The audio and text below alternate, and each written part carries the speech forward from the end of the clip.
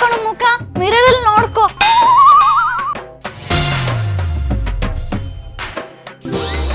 ಯಾಕೆ ಹಿಂಗ್ ಮಾಡ್ದೆ?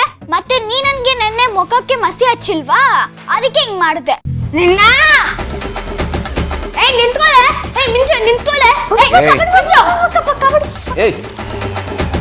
ಏನಾಯ್ತು ನಿನ್ನ ಅವತಾರ? ನೋಡಿ ಪಪ್ಪ ಹೇಗ್ ಮಾಡಿದಾಳೆ ಅಂತ. ನೀನ ಮಾಡಿದ್ದು? ಪಪ್ಪ ನೆನ್ನೆ ಅವ್ನು ನನಗೆ ಮಸಿ ಹಚ್ಕೊಳ್ಳೋ ತರ ಮಾಡ್ದ ಅಲ್ಲ, ಅದಕ್ಕೆ ನಾನು ಅವನಿಗೆ ಮೀಸೆ ಬರ್ತೆ. ನಾನು ತಮಾಷೆ ಮಾಡಿದೆ ಅಷ್ಟೇ. ಅಲ್ಲ ಪುಟ್ಟಿ, ಅದಕ್ಕೆ ಹೀಗ ಮಾಡೋದು? ನೀನು ಅವನ ಅಕ್ಕ ಅಲ್ವಾ? ಅಷ್ಟು ಜವಾಬ್ದಾರಿ ಬೇಡವಾ ನಿನಗೆ? ಅಕಸ್ಮಾತ್ ನಾಳೆ ಏನಾದರೂ ಅವ್ನಿಗೆ ಅಲರ್ಜಿ ಆಯಿತು, ಇನ್ಫೆಕ್ಷನ್ ಆಯಿತು, ಏನು ಮಾಡೋದು ಅವಾಗ? ಎಲ್ಲನೂ ಹೇಳ್ಬೇಕಾ? ಅಷ್ಟು ಗೊತ್ತಾಗಲ್ವ ನಿನಗೆ? ಏನ್ ಪಪ್ಪ, ನೆನ್ನೆ ಅವ್ನು ನನಗೆ ಮಸಿ ಹಚ್ಕೊಳ್ಳೋ ತರ ಮಾಡ್ದ, ಅವಾಗೇನು ಅವನ್ನ ಬೈಲಿಲ್ಲ, ನನ್ನನ್ನು ಮಾತ್ರ ಬೈತಿದ್ದೀರಾ? ಬೈತಾ ಇಲ್ಲ ಪುಟ್ಟಿ. ಬಿಡಿ, ಗೊತ್ತಾಯ್ತು. ಅವ್ನ್ ಕಂಡ್ರೆ ನಿಮಗ್ ಪ್ರೀತಿ, ನನ್ ಕಂಡ್ರೆ ಪ್ರೀತಿನೇ ಇಲ್ಲ. ಹೆಂಗೋ ನಾನು ನಿಮ್ಮ ಮಗಳು ಅಲ್ವಲ್ಲ. ಪುಟ್ಟಿ, ಯಾಕೆ ಹೀಗೆಲ್ಲ ಮಾತಾಡ್ತೀಯ? ಅವನು ಬೇರೆ ಅಲ್ಲ, ನೀನು ಬೇರೆ ಅಲ್ಲ. ನನಗೆ ನೀನು ಹೆಚ್ಚು ಅವನು ಹೆಚ್ಚು ಅಂತ ಯಾವತ್ತಾದ್ರೂ ಮಾತಾಡಿದ್ದೀನ? ಹಾಗೆ ಯಾವತ್ತಾದ್ರೂ ಟ್ರೀಟ್ ಮಾಡಿದ್ದೀನ ನಾನು? ಗೊತ್ತಾಯ್ತು ಬಿಡಿ. ಪುಟ್ಟಿ ಇಲ್ಲ ಬಾಯ್ಲಿ ಮಾತೇಳಿ.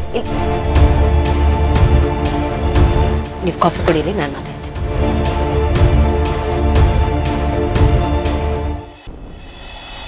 ಹಾಂ ಮೇಡಮ್, ನಾನು 2 ಡೇಸಿಂದ ಕಿಲಾಂಡೇಶ್ವರಿ ಅವ್ರನ್ನ ಕಾಂಟ್ಯಾಕ್ಟ್ ಮಾಡೋಕ್ಕೆ ಟ್ರೈ ಮಾಡ್ತಾ ಇದ್ದೀನಿ. ನಾಟ್ ರೀಚಬಲ್ ಬರ್ತಾ ಇದೆ. ಅವರು ಊರಿಂದ ಯಾವಾಗ ಬರ್ತಾರೆ? ಏನಾದರೂ ಅಪ್ಡೇಟ್ ಸಿಗ್ತಾ? ಹೌದು ಸರ್, ಅವ್ರ ಹಸ್ಬೆಂಡ್ಗೇನೋ ಮೇಜರ್ ಆಪರೇಷನ್ ಆಗಬೇಕಿತ್ತಂತೆ, ಅದಕ್ಕೆ ಅರ್ಜೆಂಟಾಗಿ ಫಾರಿನ್ಗೆ ಹೋದ್ರು. ಅವ್ರ ಹಸ್ಬೆಂಡ್ ಪರಿಸ್ಥಿತಿ ಹೀಗಿರೋದ್ರಿಂದ ಅವ್ರ ಪರ್ಸ್ನಲ್ ಫೋನ್ ಯೂಸ್ ಮಾಡ್ತಿಲ್ಲ ಸರ್. ಇಂಥ ಕ್ರಿಟಿಕಲ್ ಟೈಮಲ್ಲಿ ಅವ್ರ ಹಸ್ಬೆಂಡ್ ಜೊತೆ ಇರೋದಕ್ಕೆ ಇಷ್ಟಪಡ್ತಾರೆ ಸರ್ ಅವರು. ನಮಗೂ ಅವ್ರು ಫೋನ್ ಮಾಡಿಲ್ಲ ಸರ್, ನಾವು ಅವ್ರಿಗೆ ಫೋನ್ ಮಾಡೋದಕ್ಕೆ ಆಗ್ತಾ ಇಲ್ಲ ಸರ್. ನಾರ್ಮಲ್ ಆಗಿ ಅವರು ಯಾವುದಾದ್ರೂ ಟ್ರಿಪ್ ಹೋದಾಗ ಕಂಪ್ನಿಲಿ ಏನಾದರೂ ನಡೀತಾ ಇದೆಯಾ ಅಂತ ವಿಚಾರಿಸೋದಕ್ಕಾದ್ರೂ ಕಾಲ್ ಮಾಡ್ತಾ ಇದ್ರು ಸರ್. ಈಗ ಅದು ಮಾಡಿಲ್ಲ ಸರ್. ಸರ್ಜರಿ ಎಲ್ಲ ಮುಗಿದ ಮೇಲೆ ಅವ್ರು ಫೋನ್ ಮಾಡ್ಬೋದು ಸರ್. ಕಾಲ್ ಮಾಡಿದಾಗ ನೀವು ಕಾಲ್ ಮಾಡಿದ್ದೀರಾ ಅಂತ ನಾನು ಅವ್ರಿಗೆ ಹೇಳ್ತೀನಿ sir. Okay, thank you. Okay sir. ಅನಂತ ಗಿಳಿಯ ಹೊರಡೋಣ, ಲೇಟ್ ಆಗ್ತದೆ ಅದಕ್ಕೆ. ಅತ್ತೆ, ಅಪ್ಪ ಬನ್ನಿ ಕೂತ್ಕೊಳ್ಳಿ. ಅಲ್ಲ ಬರ್ತಿದ್ದೀರಾ ಅಂತ ಕಾಲ್ ಮಾಡಿಲ್ಲ. ಕೂತ್ಕೊಳ್ಳಿ. ಸರಿ, ನಾನು ಕಾಫಿ ತರ್ತೀನಿ. ಬೇಡ ಕಂದ, ಎಲ್ಲ ಮುಗಿಸ್ಕೊಂಡೆ ಬಂದಿದ್ದೀವಿ, ಕೂತ್ಕೊ. ಅತ್ತೆ ಹೇಗಿದ್ದಾಳೆ ಮಹಿಮಾ? ಸ್ವಲ್ಪನಾದರೂ ಚೇತರಿಸ್ಕೊಂಡಿದ್ದಾಳ? ಚೇತರಿಸ್ಕೊಳ್ಳಿದ್ದಾಳ ಅಂತ ಕೇಳಿದ್ರೆ ಒಂದೊಂದ್ಸಲಿ ನಾರ್ಮಲ್ ಆಗೇ ಇರ್ತಾಳೆ, ಒಂದೊಂದ್ಸಲಿ ವಿಪರೀತ ವಿಚಿತ್ರವಾಗಿ ಆಡ್ತಾಳೆ. ಅವಳನ್ನ ಮನೇಲಿ ಒಬ್ಳನ್ನೇ ಬಿಟ್ಟು ಬರೋದೇ ತುಂಬ ಭಯ ಆಗತ್ತೆ. ಜೀವ ಅಂತೂ ಕೆಲಸ ಎಲ್ಲ ಬಿಟ್ಟು ಅವಳ ಪಕ್ಕನೇ ಇರ್ತಾನೆ. ತುಂಬ ನೋವು ತಿಂತಾ ಇದ್ದಾಳೆ. ಅವಳಿಗೆ ಮಗು ನೆನಪಾಗದೇ ಇರೋ ಥರ ನೋಡ್ಕೊಳ್ಳೋಕ್ಕೆ ತುಂಬ ಟ್ರೈ ಮಾಡ್ತಾ ಇದ್ದೀವಿ, ಆದರೆ ಕಷ್ಟ ಆಗ್ತಾ ಇದೆ. ಕೆಲಸ ಮಾಡೋಣ ಅತ್ತೆ, ಮಹಿಮಾನ ಸ್ವಲ್ಪ ದಿವಸ ಇಲ್ಲೇ ಕರ್ಕೊಂಬಂದು ಇಟ್ಕೋತೀವಿ. ಎಲ್ಲರ ಜೊತೆ ಇದ್ದರೆ ಅವಳ ಮೈಂಡ್ ಸ್ವಲ್ಪ ರಿಲ್ಯಾಕ್ಸ್ ಆಗ್ಬೋದು. ಇಲ್ಲ ಅಳಿ, ಅಂದರೆ ಅದು ಸೊಲ್ಯೂಷನ್ ಆಗತ್ತೆ ಅಂತ ನನಗೆ ಅನಿಸೋದಿಲ್ಲ. ಸರಿ, ಬೇರೆ ಏನಾದರೂ ಸೊಲ್ಯೂಷನ್ ಇದ್ದರೆ ಹೇಳಿ, ಅದನ್ನೇ ಮಾಡೋಣ. ಅವಳಿಗೆ ಮಗು ಇಲ್ಲ ಅನ್ನೋ ನೋವು ತುಂಬಾ ಕಾಡ್ತಾ ಇದೆ.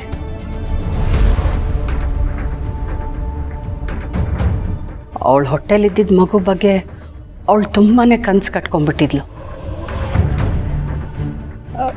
ಮಗು ಇಲ್ಲದೆ ಅವಳ ಕೈಲಿ ಬದುಕಕ್ಕಾಗೋದಿಲ್ಲ ಅನಿಸ್ತಾ ಇದೆ. ಅದಕ್ಕೆ ನನಗೊಂದು ಆಲೋಚನೆ ಬಂತು. ಆ ರೀತಿ ಮಾಡಿದ್ರೆ ಅವಳು ನೆಮ್ಮದಿಯಾಗಿರ್ಬೋದು, ನಮಗೂ ನೆಮ್ಮದಿ ಸಿಕ್ಕತ್ತೆ, ನಾವೆಲ್ಲರೂ ಸಂತೋಷವಾಗಿರ್ಬೋದು ಅಂತ ನನಗನ್ನಿಸ್ತು. ಆದರೆ ಆ ವಿಷಯ ಪ್ರಸ್ತಾಪ ಮಾಡಿದ್ರೆ ನಾವು ತುಂಬ ಸ್ವಾರ್ಥಿಗಳು ಅನ್ನಿಸ್ತೋ ಏನೋ. ಸುತ್ತಿ ಬಳಸಿ ಯಾಕೆ ಮಾತಾಡ್ತಾ ಇದ್ದೀರಾ? ನೇರವಾಗಿ ಹೇಳಿ. ಅದು ಹೇಗೆ ಕೇಳೋದು ಅಂತಲೇ ನನಗೆ ಗೊತ್ತಾಗ್ತಿಲ್ಲ. ಇದು ಕೇಳೋದು ತಪ್ಪು ಅನ್ನೋದು ನನಗೆ ಗೊತ್ತು, ಆದರೆ ಪರಿಸ್ಥಿತಿ ನಮ್ಮನ್ನು ಇಲ್ಲಿ ಕರ್ಕೊಂಬಂದು ನಿಲ್ಲಿಸಿದೆ. ಅಮ್ಮ, ವಿಚಾರ ಏನಂತ ನೇರವಾಗಿ ಹೇಳು. ಯಾಕೆ ಇಷ್ಟೊಂದು ಪಿಟಿಕೆ ಆಗ್ತಿದೆಯಾ? ಅದು ನೀವಿಬ್ಬರು ನಮ್ಮ ಮಿಂಚು ಪುಟ್ಟಿನ ಅವಳಿಗೆ ದತ್ತು ಕೊಟ್ಟರೆ ಚೆನ್ನಾಗಿರುತ್ತೆ.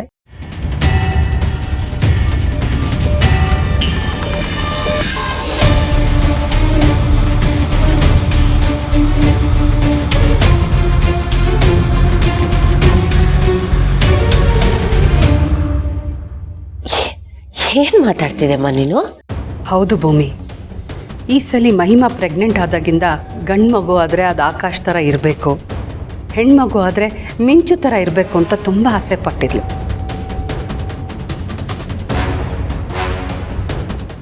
ಇನ್ಫ್ಯಾಕ್ಟ್ ಮಿಂಚು ಫೋಟೋನ 3 ಹೊತ್ತು ಎದೆಗೆ ತಬ್ಕೊಂಡು ನಂಗೆ ಹೆಣ್ಮಗುನೇ ಇಷ್ಟ ಆಗುತ್ತೆ, ನಂಗೆ ಹೆಣ್ಮಗು ಆದರೆ ಅದು ಮಿಂಚು ಥರನೇ ಇರಬೇಕು ಅಂತ ನನ್ನ ಹತ್ರ ಸುಮಾರು ಸಲ ಹೇಳಿದ್ದಾಳೆ.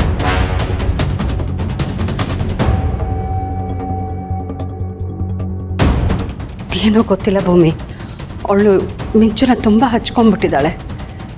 ಎದ್ರೆ ನಿಂತರೆ ಅವಳಿಗೆ ಮಿಂಚುದೇ ಜ್ಞಾನ. ಅವಳು ಮಿಂಚುನ ತುಂಬ ಇಷ್ಟಪಡ್ತಾಳೆ ಭೂಮಿ. ಅದಕ್ಕೆ ನಿಮ್ಮಿಬ್ಬರನ್ನೂ ಕೇಳ್ಕೊತಾ ಇದ್ದೀನಿ, ದಯವಿಟ್ಟು ಮಿಂಚುನ ಅವಳು ಕೊಟ್ಬಿಡಿ ಅಂತ.